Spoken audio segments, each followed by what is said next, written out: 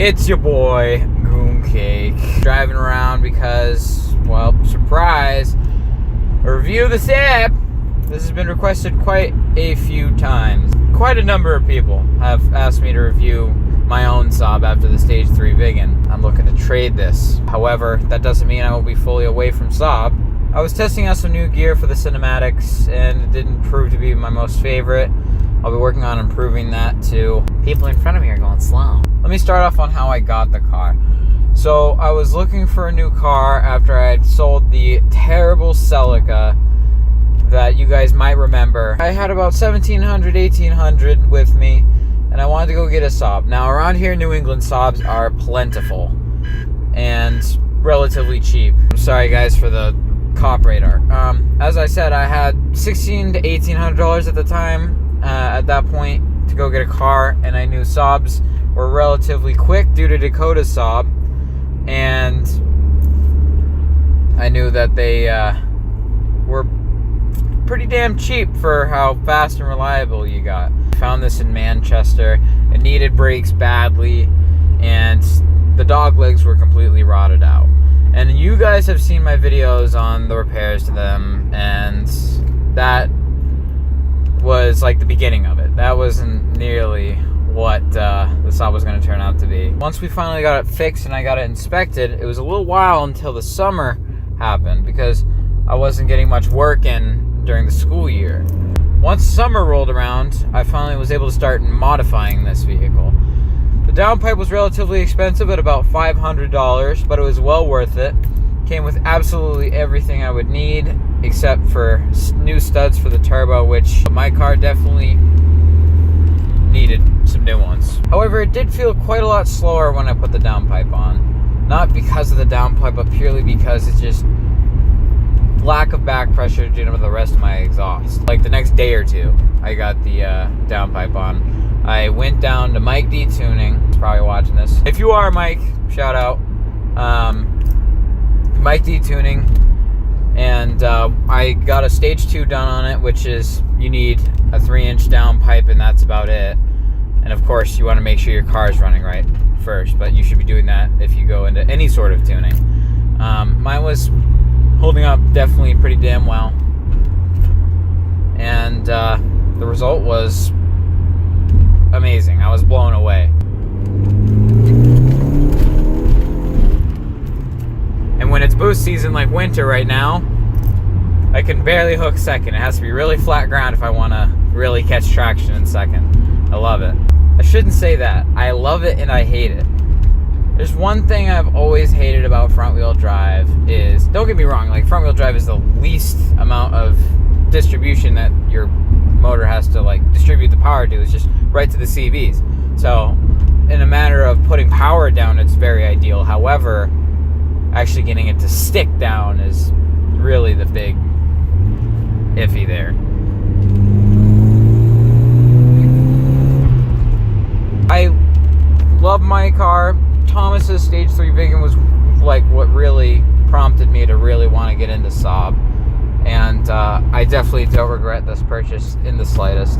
It has never let me down. Ever since I fixed the starter too, it has never ever not started on me. It's just been a completely reliable car. And that's what a lot of people don't understand about Saab is just because they went out of business does not mean that their cars suck. By all means, they are definitely kick-ass. It's just my main problem with front-wheel drive is it's just hard to keep traction when you really get power. That's where people usually get like two-step or no-lift shift and all that kind of stuff. Get into that kind of world. But with Saabs, there is a downfall is you usually cannot get that. I mean, my car apparently has a relatively strong gearbox, but alright guys, sorry for that. I had to move the camera, it died. I'm gonna have to make this quick because I'm losing light, but like I said, the transmission is limited. It can't handle two-step very well. Not many Saab transmissions can. This car rides beautifully for a 13-year-old car. It was compared to Mercedes and BMW back in its day for ride quality. It's not as stylish, yes, but the interior is beautiful, especially when clean. Mine's not clean right now. But it's been a great daily driver, and I'm definitely going to be getting another Saab one day. It's just going to be a little bit cooler. This car is probably pushing around 280 wheel torque, maybe. I don't know. It's very vague. I've never put it on a dyno, so I don't like claiming things. I don't know. I'm thinking 280 to 300 foot-pounds. Probably around 260 to 270 horse, perhaps. Something around there. However, it's definitely, it kicks you right in the nuts. I'm telling you that right now. As soon as that turbo spools and you can hear it, just gone.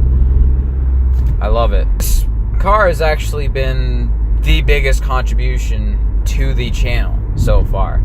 It's gotten way more hits than any of my other videos, like the 3-inch downpipe, the 3-inch exhaust, all that, especially the exhaust work and the tune and all that. And those are the most popular videos on my channel right now, so it really does suck that I might trade this for an all-wheel drive vehicle, but it's in hopes that my next car will get me some better traction on the channel as well too, give you guys more content to view and all that stuff. I've just fixed this car to almost perfect working order. I mean, of course there's always gonna be something to be worked on. There's always going to be something that I myself can't handle that I'll need to tweak back to perfection. But, I mean, right now, starts right up in the morning, brakes are mint, runs great, steady idle, steady acceleration. I don't have that many complaints with the car. It took a little while, but it's amazing. I love this car. This car has been the most iconic for me, where most people know me by this car. A lot of people don't remember the Celica or care about the Celica or the Altima, even though I had the Altima longer. I've convinced a lot of people to get a Saab with this car. The thing with Saab is like, you don't necessarily want one or even consider them an option when you're looking for a car, or a used car I should say, until you drive one or ride in one. It's really a driver's car. Like, you don't appreciate a Saab until you drive one. Every Saab I've driven drives like a dream. I mean, there's going to be problems with them eventually. Yes, like every other car, but it's no mistake. It's honestly one of the best used cars you can buy for your money on the market in New England nowadays. I would definitely argue with that. Daily driver wise, they think, oh, it's Saab. Saab has this like tangent to its name where it just sounds like, oh, it was a failed car brand. It's honestly one of my most favorite cars I have ever driven. And I've driven a lot of cars, and a lot faster, a lot better handling, but this is just like the perfect in between. The 9.5 especially, because it handles a little bit better than the 9.3. The 9.3 bodies are a little bit, well, the hatches I'm talking about. I don't know about the 9.3 sedans. I mean, Swedish Car Day, you guys saw that. Saab blew away the Volvo community at Swedish Car Day in Mass that day. Like, there was about 70% Saabs and 30% Volvos. Don't get me wrong, I love Volvo, and if I get an S60R, 100%, I would totally grab that. I'm just saying that Saab has a huge following, especially in New England. It's honestly an amazing car, and I've driven a couple others, and they're 9 times out of 10, they just handle and drive so amazingly, and you can push a lot of power out of them. Even in the T5s, the older Saabs, you can push 450, 500 wheel safely on the stock block. That's insane for internal-wise. Like, that's crazy. But it seems to put a lot of people in their place. And that's what I love about it, because they look at a black Saab sedan and they're like, who the hell does this kid think he is?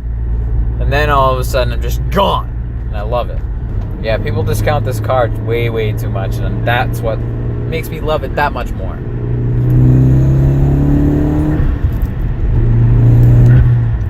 But anyways, guys, I'm running out of lights, and I think I've covered the car pretty well.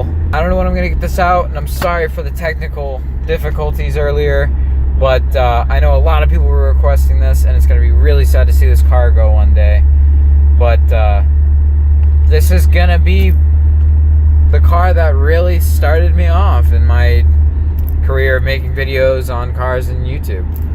And it will always be forever remembered on this channel, and I always love that. Other than that, guys, I guess I'll see you guys in the next video.